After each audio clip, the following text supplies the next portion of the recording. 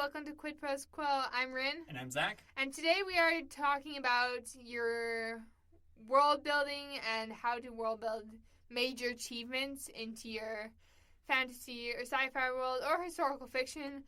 But a disclaimer first, we are science fiction fantasy authors and we don't write historical fiction, at least I don't. I don't know if you've ever I don't think I've ever written straight historical fiction. I sometimes write gay historical fiction. Sorry, I could not resist. But anyways, I guess I walked into that one. You really did. Anyways, anachronisms are much more relevant in historical fiction than science fiction and fantasy, and we talked about that in the last episode. So we are just going to get right into the episode. Yeah.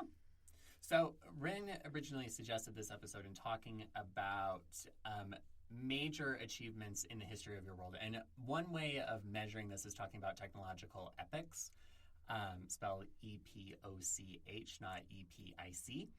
Mm-hmm. And this is a general category of technologies that kind of go in sequence with each other. So let's run through those. So first you have the Stone Age. This is when you have tools that are made of stone. And when you think of where people are in the world, they're migrating out of the first continent. Mm-hmm. In our world, that's Africa. And I was just thinking, I would love to see a Stone Age fantasy. That would be I haven't seen much unfortunately, I haven't seen much pre-medieval fantasy. Yeah, I've seen a lot of post-medieval. Yes, I've seen a few Bronze Age fantasies, but mostly from other people who are it's their work in progress, and I've just been privileged enough to read a couple chapters out of their whips. Yeah. But it would be really these early eras are so rich of untapped potential or something like that. I don't know how to say that. Next historical epic is the Bronze Age, which is the first metalworking, and there is a really good video on YouTube. It's called the 7 Metals of Fantasy or something. I'll find it and put it into the show notes. But it explains why bronze is the first material to be worked across several different civilizations. Yeah. So Bronze Age. Do you want to take the Iron Age? Yeah, so in the Iron Age the distinction between Bronze Age and Iron Age is the metals that you can work. And the metals that you can work is dependent on temperature and a couple of other factors. So being able to work iron, it means that you have access to things that would make it possible to do so. So hot ovens and also the materials that you would use to shape hot iron. This also tends to go along with the things larger cities that are planned rather than cities that just kind of pop up and spread. This is also when you start having further development of writing systems is during the Iron Age. Yeah. Also, we did mention it during the Bronze Age, but that's also when the wheel was invented. Yeah. In, I think it was ancient Mesopotamia. Sorry, I was just thinking of They Might Be Giants. Nice. After the Iron Age, we stop calling them ages and we start calling them eras. Yeah. Which is fascinating to me. I don't know why we did that, but we dip into era and then apparently we go back to ages. Although I suppose there's a reason for that based off of the timeline. You're so true. My eyes glazed over that one. But you have the classical era, which is ancient Greece, Rome, Persian, Byzantine empires.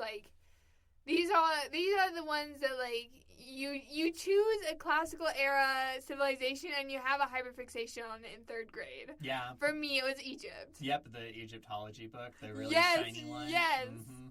Perfect. Mm-hmm. So after the classical era, you have Dark/Middle Ages, and it's important to recognize that this terminology comes from European history because after the fall of Rome, you have a kind of regression as far as centralization is concerned, but you still have interesting things that are happening in Europe at this time. If you're comparing to what's going on inside of China or what's going on in the Middle East or what's going on in African kingdoms at this time, there's a lot more interesting and less depressing things that are happening right then. But this can be used to talk about things like building giant castles and moats, and you're starting to deal with parchment. I mean, you have those sorts of things earlier, but we think about illuminated manuscripts inside of the European Middle Ages, things like that. Yeah, quick aside, I love illuminated manuscripts so much. Like just seeing like the little like animal doodles. Yep, the doodles. Beautiful. It's just so humanizing, though, right? It because really you is. have like these random scribes who are just like, "Oh, I'm going to draw a toad that has pants on." Yes, exactly. I got to.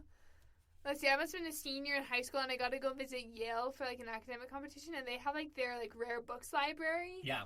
The most gorgeous illuminated manuscripts I've ever seen in there, and they're like all in like glass cases. I'm like trying to take pictures, and there's like a slight glare on the glass. But anyways, love that. We return to the eras with the early modern. We return to the eras with the early modern era, where you have the Renaissance, the Reformation, and the Enlightenment. And in order, most people know about the Renaissance. Like, this is when, like, people got really obsessed with the classical era again, and it was, like, a really big deal. And they recovered a lot of those manuscripts from other civilizations that hadn't had those dark ages. We're going to borrow them from these Muslim empires. We'll borrow them from, these African kingdoms. Mm-hmm. Then there was the Reformation, this is more often referred to, I feel like, as the Protestant Reformation, where Martin Luther nailed his 95 Theses to the door of a chapel in, like, Wittenberg, I think it was.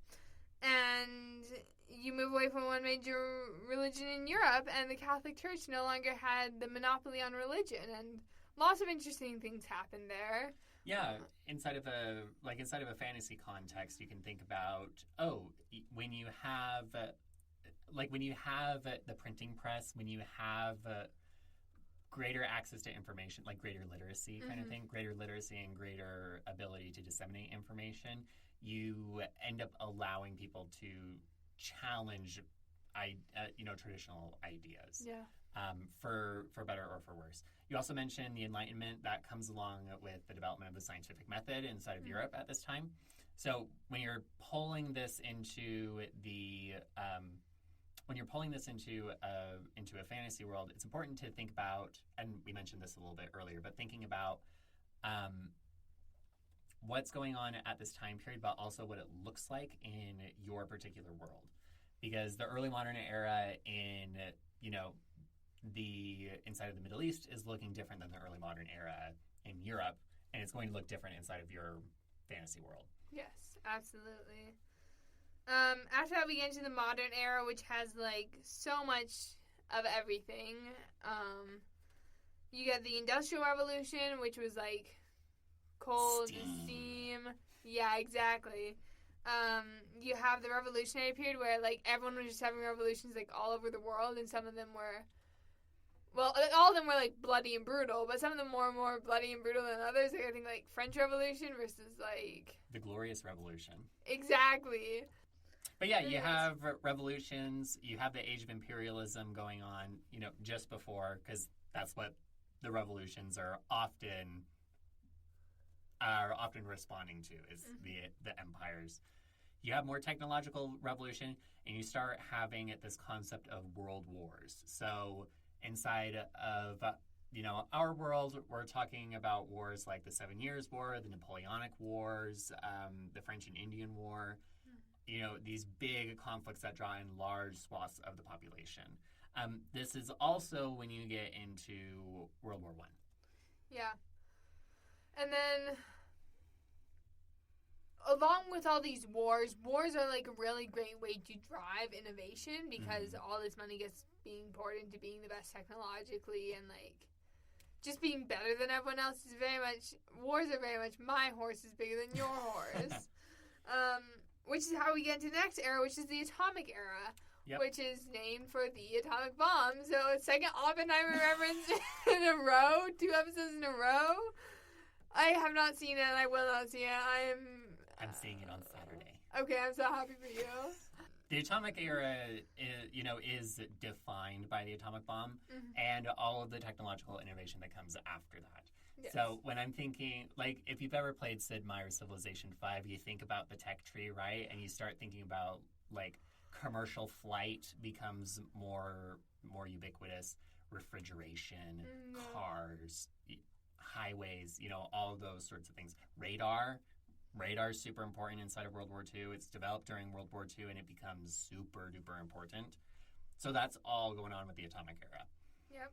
And then our currently final era, I was going to say our final era, but that's not right, is the information era, which is, like, the advent of the internet, where we just have, like, unprecedented access to information, and anyone with an internet access has, like, can find basically whatever you want if you can get out of the echo chambers that we've been built into.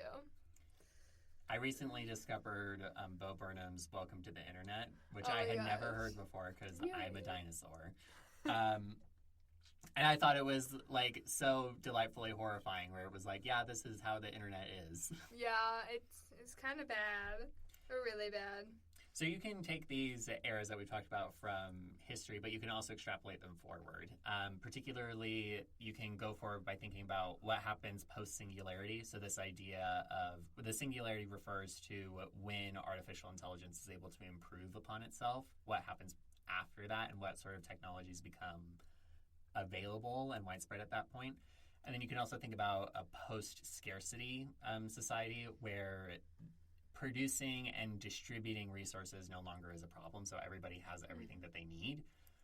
What does that accomplish for mankind? So that's kind of extrapolating forward when you're talking about technological epochs. Another interesting thing that you can think about is the Kardashev scale, which is one of my favorite ways of thinking about civilizations in science fiction, where with the Kardashev 1, civilization, you're talking about a civilization that can harness all of the energy on a particular planet. So humanity right now, if I remember correctly, and it's been a couple of years since I researched this, but if I remember correctly, we're sitting at like 0.7, so not quite 1, but we're getting there. But 1 is being able to do the entire planet. 2 is being able to harness the power of an entire star, and it goes up from there. Wow. And thinking about what scales of energy are available to these civilizations and what that would make possible for them. That's super cool. I've never heard of this scale before. Oh, maybe we should do an extended episode. I'm going to ask you to, extended episode. I'm also going to ask you to put in the show notes. I'm making a note for you to put stuff in the show notes. Of course, you can also think about, like, the 7 wonders of your world here. I think it would be so cool to have more fantasy civilizations that have one really cool, like, architectural thing, or, like, not the pyramids. Like, don't just rip off the pyramids, but, like, or, like, the Hanging Gardens of Babylon. But, like, come up with something, like, this super sick and original. Like, maybe the Pyramid Gardens. The upside-down pyramids. Exactly. And my final thing I'll say about this is I think it can be really fun to mash up eras. Where like my World of Asphodel, which does not have a better title than just Asphodel right now.